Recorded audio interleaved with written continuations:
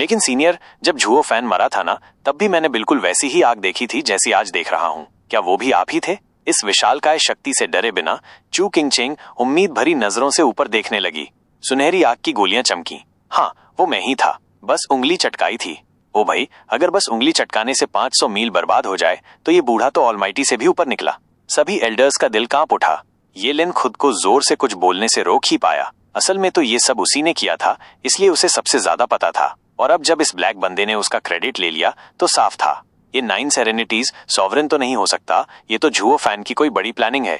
पर इतना रियल कैसे दिखाया उसने? 3-3 जेनेसिस स्टेज वाले एल्डर्स तक कांप रहे हैं।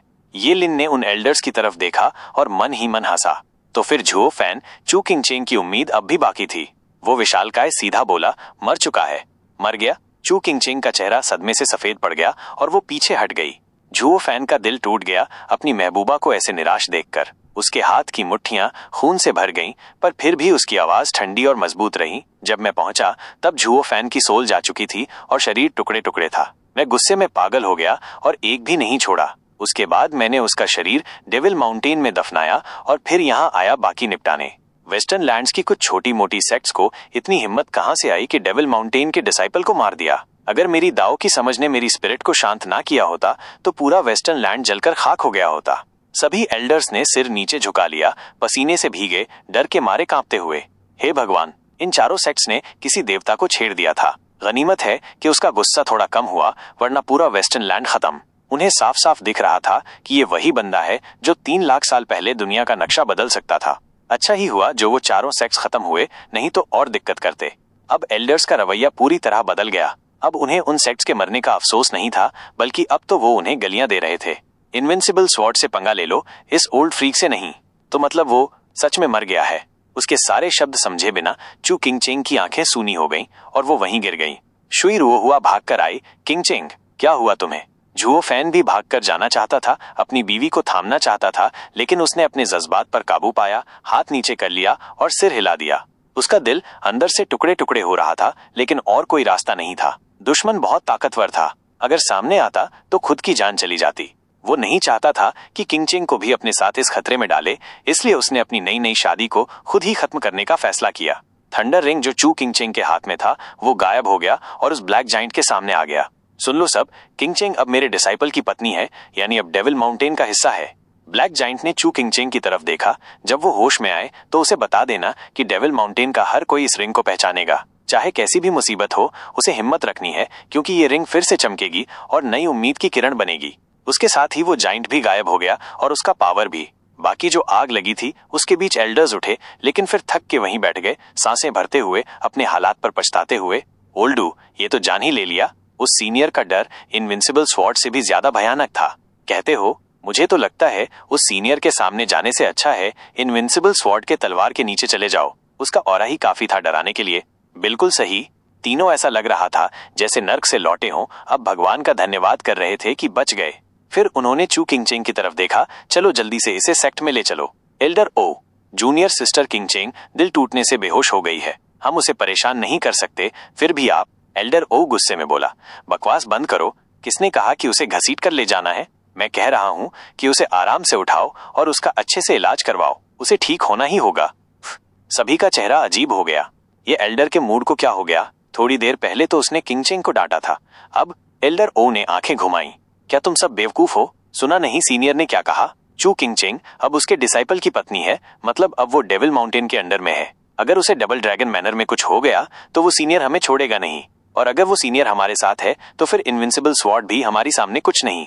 इसलिए अब ये लड़की हमारी सबसे कीमती चीज है जिसे हमें संभाल कर रखना है। एल्डर ओ ने जोर देकर कहा। बाकी एल्डर्स ने भी हामी भरी। अब सबको बात समझ आ गई और सबने सहमति में सिर हिलाया। इन एल्डर्स को कम से कम प्रैक्टिकलिटी तो आती है। ये लिन को अब समझ में आ गया कि झुओ फैन ने ओवरलॉर्ड 9 सेरेनिटीज का रोल क्यों लिया। उसने देखा था कि कैसे चू किंगचेंग ने एल्डर्स का विरोध किया और झुओ फैन खुद सामने आकर उसकी रक्षा नहीं कर पाया, इसलिए इस नकली ओवरलॉर्ड का सहारा लेकर एक धमाकेदार स्पीच दी और एल्डर्स की नजरों में उसकी कीमत बढ़ा दी। ये ऐसा था जैसे दूर रहकर भी वो उसकी रक्षा कर रहा हो। अब चाहे वेस्टर्न लैंड्स में कोई भी खतरा आए, कोई भी चू किंगचेंग को हाथ नहीं लगा सकता। ये लिन ने गहरी सांस ली और कहा, एल्डर, अब इन चारों सेक्ट्स का मामला तो सुलझ गया, लेकिन एक प्रॉब्लम रह गया है। ओवरलॉर्ड 9 सेरेनिटीज ने तो अपने डिसाइपल का बदला ले लिया, लेकिन बीस्ट टेमिंग सेक्ट का क्या? उसे भी इसी में जोड़ दो। एल्डर डू ने हाथ हिलाया। सीनियर ने जो डर बैठाया है, उसके बाद हम अब बीस्ट टेमिंग सेक्ट की जांच नहीं करेंगे। उसे भी डिसाइपल और मास्टर का आपसी मामला कहकर छोड़ दो। अब बस मामला यहीं खत्म समझो। ये लिन ने सिर हिलाया और मन ही मन मुस्कुराया। अब तो पूरा मामला पूरी तरह से सुलझ गया।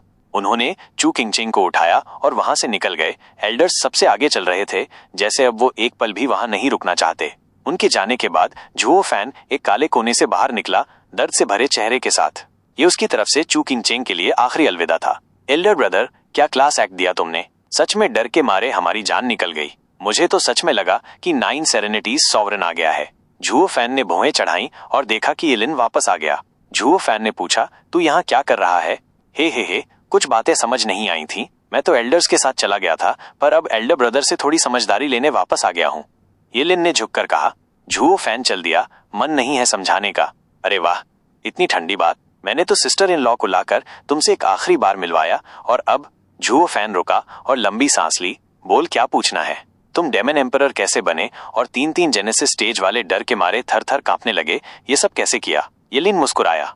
झुओ फैन बोला, सीधा है, झूठ के समंदर में सच का एक कतरा। वो जो जाइंट था वो तो इल्यूजन था, पर अकेले इल्यूजन से डर नहीं लगता। असली बात ये थी कि वो तीनों पहले से ही घायल थे, इसलिए ठीक से सेंसिंग नहीं कर पा रहे थे। ऊपर से उस इल्यूजन में थोड़ी डिस्ट्रक्टिव थंडर फ्लेम डाली थी। लेकिन जो असली डर का काम किया वो थे वो 2 ड्रैगन ब्रेथ पिल्स। उनमें ड्रैगन एंसेस्टर की पावर थी जो कोई भी झूठ नहीं समझ सकता। इस तरह सच और झूठ मिलकर ऐसा डर पैदा किया कि हर कोई मान गया।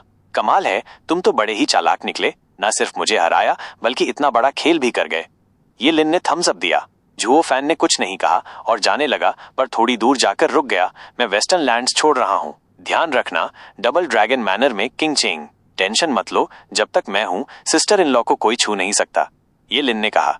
झुओ फैन मुस्कुराया और ब्लेजिंग आग के उजाले में कहीं गायब हो गया। एग्जॉल्टेड ओवरलॉर्ड 9 सेरेनिटीज कम से कम 300 मीटर ऊंचे थे। उनका सिर आसमान छू रहा था और पैर जमीन पर, और फिर भी हम उन्हें पूरी तरह देख नहीं पाए। वो पूरी तरह ब्लैक फ्लेम से ढके थे जो आसमान को निगल रही थी, और उनकी आंखें दोपहर के सूरज जैसी जल रही थीं, 10 मीटर बड़ी और एक भयानक रोशनी छोड़ रही थीं। डबल ड्रैगन मैनर के हेवन रीचिंग पवेलियन में तीनों एल्डर अपनी अपनी टीम के डिसाइपल्स के साथ लौटे और एग्जॉल्टेड डबल ड्रैगन्स के सामने रिपोर्ट देने के लिए घुटनों के बल बैठे। उस एनकाउंटर के बाद अब तक उनके चेहरे से डर गया नहीं था। एग्जॉल्टेड ने उनकी तरफ देखा, फिर एक दूसरे की तरफ अजीब नजरों से देखा। एग्जॉल्टेड हेरान हैरान थे, बोलना मुश्किल हो रहा था। 300 मीटर ऊंचा, आंखें 10 मीटर बड़ी, तुम इसे इंसान कह रहे हो? तीनों एल्डर पीछे हटे और सिर हिला दिए। उन्हें ये प्रतिक्रिया पहले से पता थी, क्योंकि बिना खुद देखे कोई भी ये नहीं मानता कि इतना पुराना राक्षस अब भी जिंदा है। एग्जॉल्टेड सर, हमने अपनी आंखों से देखा है, हम कभी झूठ नहीं बोलेंगे। आप बच्चों से भी पूछ सकते हैं, वो भी वहां थे उस एक्सपर्ट के भयानक ऑरा के नीचे। एल्डर ओयू ने लंबी सांस ली। हमने देखा कि यूनिवर्सल राइचस सेक्ट को जमीन से मिटा दिया गया, उसकी जगह अब सिर्फ जलती हुई आग रह गई है। उस सीनियर की ताकत हमारी समझ से बाहर है। वो सच में कोई ऐसा मॉन्स्टर है जो 3 लाख साल से कल्टीवेशन कर रहा है। शायद अब इस दुनिया में कोई भी उससे टक्कर नहीं ले सकता, यहाँ तक कि इनविंसिबल सॉर्ड भी नहीं। लेकिन डेविल माउंटेन ने खुद को दुनिया से अलग कर लिया है। उसके डिसाइपल्स अब बाहर नहीं दिखते। अगर इतना एंशिएंट और शक्तिशाली सेक्ट अभी भी सक्रिय होता तो इनविंसिबल सॉर्ड जैसी हस्ती को कभी उभरने का मौका ही नहीं मिलता। एग्जॉल्टेड अभी पूरी तरह यकीन नहीं कर पा रहे थे। ये बात हजम करना आसान नहीं था। इतनी बड़ी शक्ति को दुनिया अब तक कैसे छुपा पाई? लेकिन जब उन्होंने देखा कि ये पूरा ग्रुप इतना घबराया हुआ है और एकदम ईमानदार लग रहा है, और फिर झुओ फैन की जबरदस्त ताकत को याद किया, तो उन्हें यकीन होने लगा कि जिसने उसे सिखाया है वो खुद भी कोई फ्रीक ही होगा।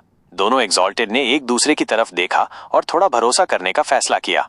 ये हो सकता है कि ओवरलॉर्ड 9 सेरेनिटीज सच में इतना लिटरल जायंट ना हो, क्योंकि कुछ टेक्निक्स ऐसी होती हैं जो किसी को बड़ा दिखा सकती हैं, लेकिन उसकी ताकत सच में एक जायंट जैसी ही थी, जिसने 3 जेनेसिस स्टेज एक्सपर्ट्स को यूं हिला दिया जैसे कुछ भी नहीं।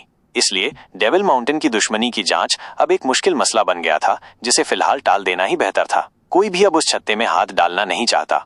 एग्जॉल्टेड हेरान ने हाथ उठाया। चूंकि अब इसमें किसी और रीजन का हाथ नहीं है, तो इसका वेस्टर्न लैंड पर और कोई असर नहीं पड़ेगा, इसलिए इस मामले को यहीं बंद करते हैं। 5 सेक्ट्स का खात्मा हुआ है। उन्होंने गलत आदमी से पंगा लेकर खुद ही मौत बुला ली। अब हमें और उथल पुथल नहीं चाहिए, वरना वेस्टर्न लैंड और भी मुश्किल में पड़ सकता है। एल्डर डू, सभी सेक्ट्स को ये सूचना भेज दो कि ये किसी और रीजन का हमला नहीं था। साथ ही उन्हें चेतावनी भी दो कि अपनी हद में रहें, कहीं ऐसा ना हो कि कोई दूसरा डेविल माउंटेन भी निकल आए। जी एग्जॉल्टेड सर, मैं तुरंत ही ये काम करता हूँ। एल्डर डू ने झुककर जवाब दिया और चला गया।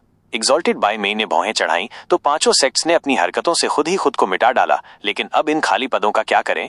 वेस्टर्न लैंड इतनी बड़ी जगह है और अब 9 में से सिर्फ 4 सेक्ट्स रह गए हैं। ये तो बहुत बड़ी कमी हो गई और शायद कोई बाहरी ताकत इसका फायदा उठा ले।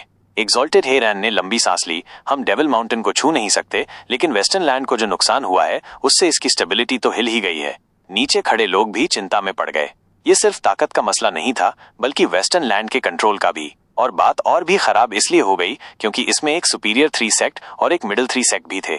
सुपीरियर 3 सेक्ट सिर्फ कुछ एल्डर या एक्सपर्ट्स का गुट नहीं होता, बल्कि वो एक बड़े एम्पायर के साथ साथ उसके आसपास के दर्जनों देशों पर नजर रखता है ताकि कोई बाहरी इन्फिल्ट्रेशन ना हो। हेवन ट्रेलिंग सेक्ट भले ही एक थर्ड रेट एम्पायर तियान्यू के पास था, लेकिन वो भी दर्जनों आसपास के इलाकों को कवर करता था। और अब 20 टेमिंग सेक्ट भी नहीं रहा, जिससे क्वानरोंग एम्पायर अब पूरी तरह खाली हो गया। इसका मतलब हुआ कि वेस्टर्न लैंड का लगभग 1/5वां हिस्सा अब 9 सेक्ट्स के कंट्रोल से बाहर है। वेस्टर्न लैंड की स्टेबिलिटी को यह बहुत बड़ा झटका है। वेस्टर्न लैंड के सेक्ट्स सिर्फ नियंत्रण नहीं बांटते, बल्कि खतरे भी बांटते हैं। अब जब ये गैप पैदा हुआ है तो सेंट्रल एरिया इसका फायदा उठाकर पूरे वेस्टर्न लैंड को तबाह कर सकता है। यही था एग्जॉल्टेड का सबसे बड़ा डर। एल्डर ओयू कुछ सोचते हुए बोले, एग्जॉल्टेड सर, ये जगह अब खाली है, लेकिन इतनी बड़ी भी नहीं। सिर्फ यूनिवर्सल राइचस सेक्ट की टेरिटरी ही थोड़ी बड़ी है। क्यों ना इसे बाकी बचे 4 सेक्ट्स में बांट दिया जाए? बिल्कुल नहीं, एग्जॉल्टेड हेरान ने झटकते हुए कहा। हर सेक्ट का इलाका उसकी ताकत पर तय होता है, जो जितना ले सकता है। और ताकत की बात छोड़ो, इतनी बड़ी जमीन को कंट्रोल में लाने के लिए मैन पावर भी चाहिए, जो कि संभव नहीं है। डीमन स्कीमिंग सेक्ट के अनुभव को मत भूलो। एल्डर ओयू कांप गए और शर्म से सिर झुका लिया। मैं इतनी जरूरी बात कैसे भूल गया? 9 सेक्ट्स ने वेस्टर्न लैंड को स्थिर बनाया था, लेकिन वो आपस में एकता से नहीं, बल्कि एक दूसरे के साथ शत्रुता में थे। जब एक सेक्ट गद्दारी करता था तो बाकी 8 मिलकर उसे खत्म कर देते थे। हर सेक्ट के लिए यही नियम था। पूरा ग्रुप एक ही सिद्धांत पर टिका था। सब एक दूसरे की निगरानी करते थे। अगर कोई अपने सेक्ट से गद्दारी करता तो उसे तुरंत ही खत्म कर दिया जाता।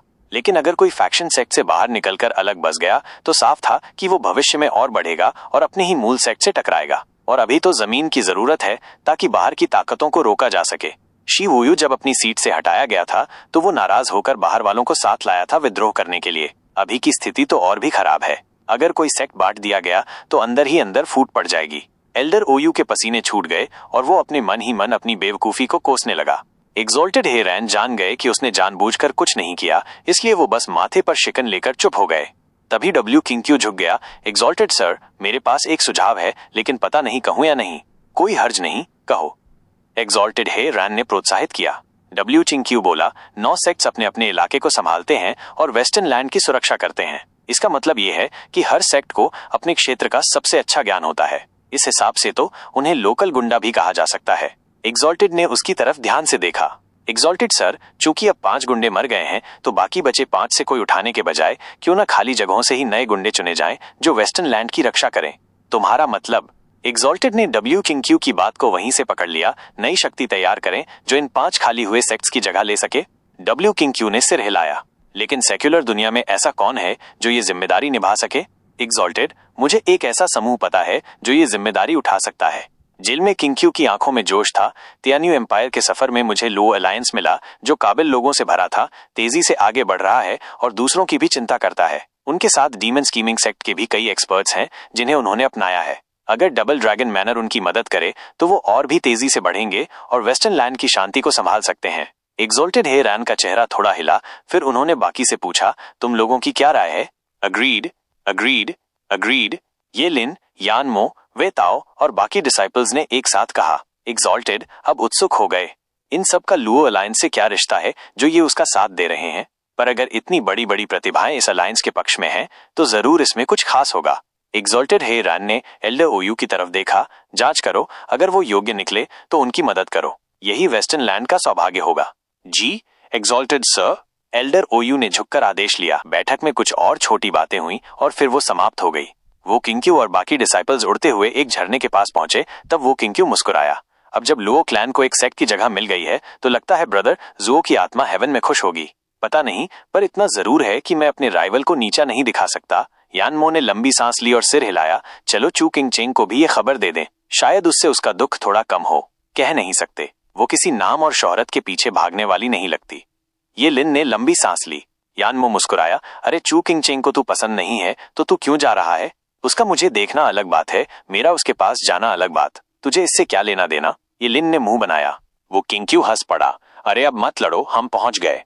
वो लोग एक सुंदर सी जगह में उतरे जहां एक साफ तालाब था।